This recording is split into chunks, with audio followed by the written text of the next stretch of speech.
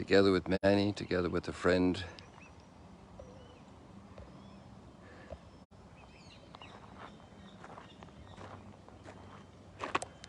I'm a little bit off angle today, but if I try to fix it, it'll all go wonky. So I'll grin and bear it. I made a decision there. It's off angle. I should fix it because it would be better if it's properly horizontal.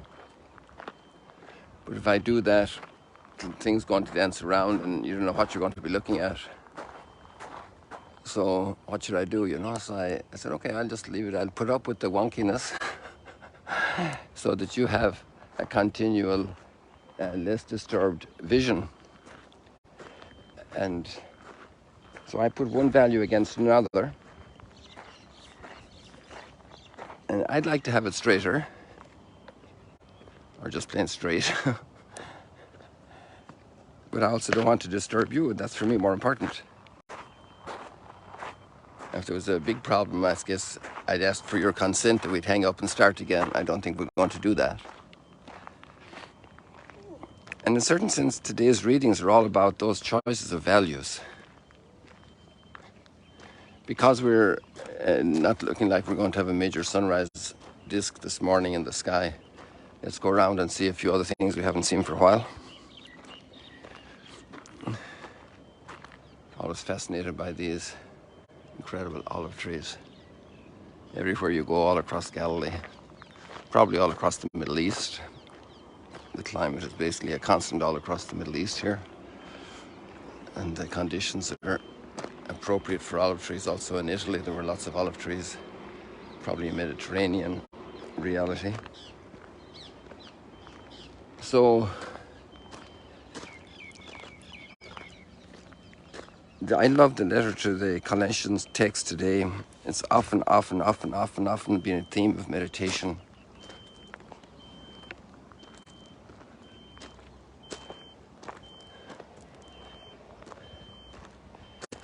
To look for the things that are above, not the things that are on the earth. And yesterday in two different moments, and I was doing some physical practical things, I was listening to a talk that Bishop Barron gave about scapegoating in the media, in the social media. And I really recommend this to everybody. He gave this talk 1 or 2 days ago, so if you go into Word on Fire website, you'll find it very easily. And look for scapegoating in the social media and the process that plays in human nature in so many different arenas. It's absolutely a very insightful talk. And he's commenting a great philosopher, Ricard, who came up with this observation of how human behavior, he watched very closely how the mechanisms of human behavior as conditioned by when we see other things doing things. And the big key of all of this was where you're looking at. If you're looking for things of the earth, or you're looking for a much higher level. I mean, this is like discovering the Mediterranean in a way. You know, people discovered it already, so it wasn't announced today on CNN that the Mediterranean was discovered. But there are moments in life when you see things together in another picture, and it makes a lot of sense. And you see a lot of patterns share really the same deep roots, even though you have trees and olives and palm trees, and they look very different. And you might have a carob tree up here. Actually, you have a whole bunch of them there on the side of the mountain. That string of trees going up there, which indicate there must be water underneath. They're all carob trees. But when you get into the nature of trees, you see they all have kind of the same thing, a lot of roots.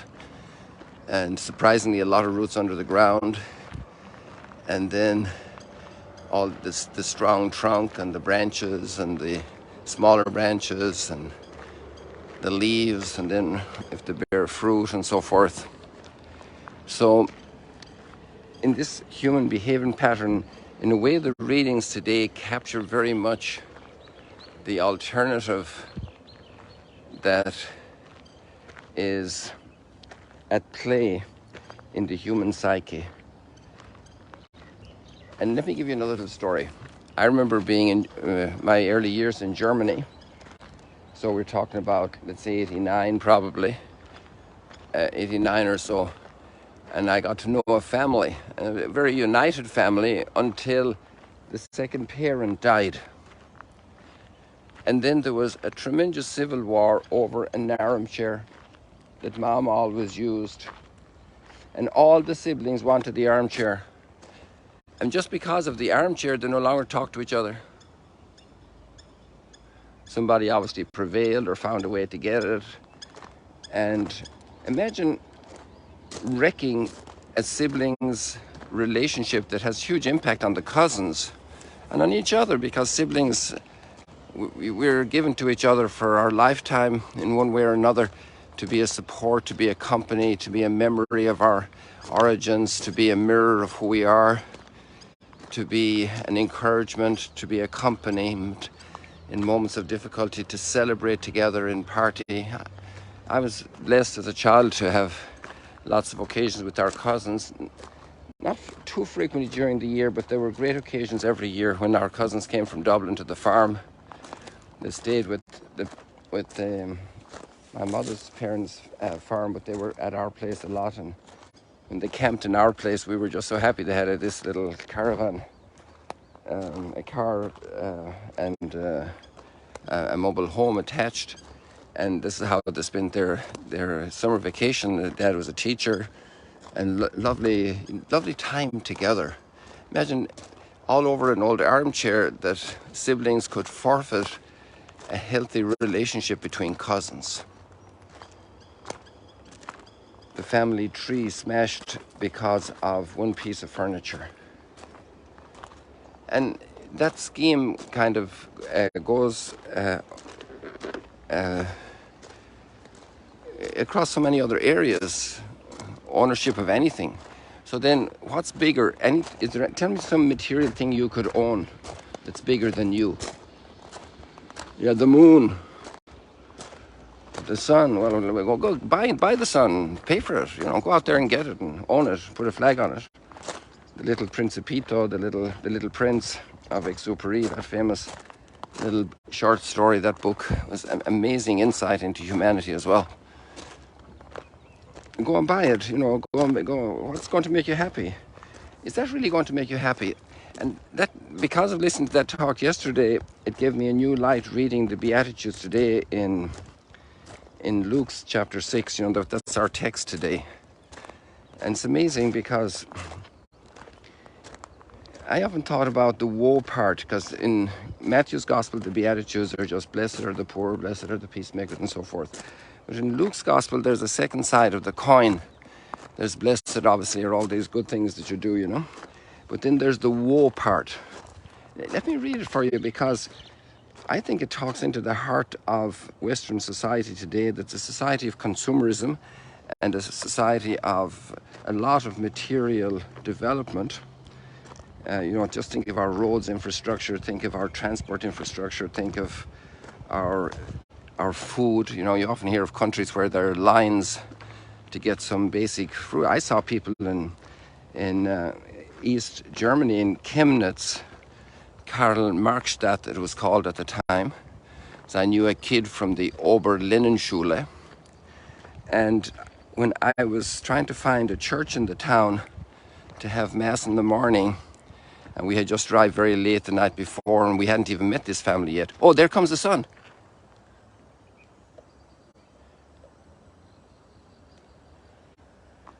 And there were people like maybe 30, 40 long in line waiting to get a loaf of bread.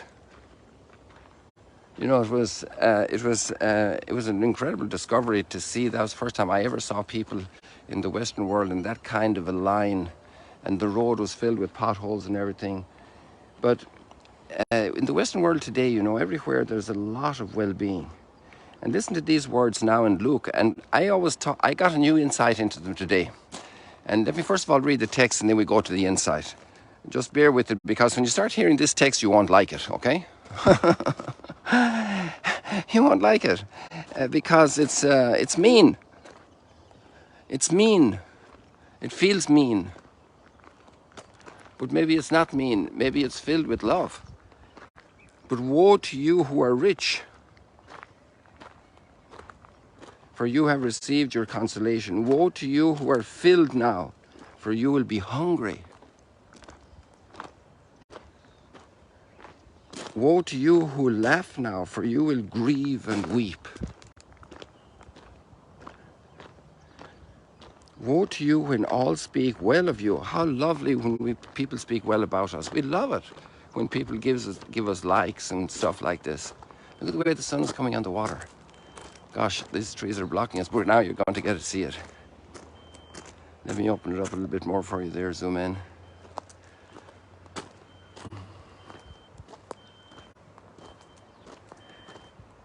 Woe to you who laugh now, for you will grieve and weep. Woe to you when all speak well of you, for their ancestors treated the false prophets in this way. And Jesus is talking to his apostles, you know, the newly elected apostles. In the Sermon on the Mount in Luke's Gospel, amazing. So, I kind of saw that as, I don't know, kind of punishment from outside. But actually, because of this talk that I listened to with Bishop Barron, this commentary of Ricard, it's more like a punishment from inside, a punishment in the sense of you put your trust, you ciphered your happiness in physical realities, in stones. It could even be precious metals, you know. It could be jewelry, it could be anything, and you say, I'm great because I have this. Well, you're going to be completely bankrupt, because that doesn't count at all in heaven. And that's why the letter to the Colossians is so powerful today. You who have been given this gift of salvation, you are risen. Look for the things that are above, not the things on the earth. Another house, another car, another yacht, another apartment, another dress, another strawberry cake, another spoon, another glass. And poor people that are drinking. The next glass offers a happiness, but it leaves a sadness. People say stupid things when they drink too much. How much damage the craving for that extra drink. And okay, that can be a sickness and alcoholism. But then you have the people that with all their wits are craving more wealth, and they're even able to cheat and lie for it. What a disaster. If only they could see a little bit ahead, to look up and see what's the future of that. It's like somebody investing in a company that's going bankrupt. And they're selling all their great treasures and investing it in something that's going down the Swanee. It's over. And everything here is over very soon, people. And that's the whole tension inside the Christian mystery. That the awareness that, and that very soon sometimes is kind of done a little bit crazy with people saying, oh, like Jesus coming back tomorrow. Well, actually, he's here already today. He's here in the person who needs something that I need to give them, so I can give away. If they want my jacket, I give them my shirt as well. If they want me to walk 1 mile and help them out with this, well, I'll stay an extra hour and help them a bit more. That path of generosity is a path of light through the darkness and the fog and the haze. People, the gospel makes sense. And this letter of the Colossians makes sense. In this grey morning, there's light coming through, people. I want to catch it on the Instagram right now as well. So we'll say goodbye. God bless you. See you later, alligators. And sorry about the slant, but it gave me an idea as I was thinking about fixing it. I don't know if that crow was protesting or not.